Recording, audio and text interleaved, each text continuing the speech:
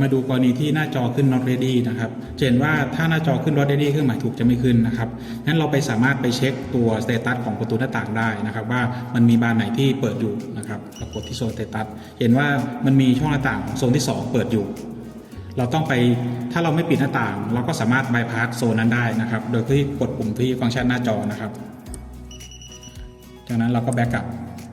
เห็นว่าเครื่องหมายถูกขึ้นนะครับ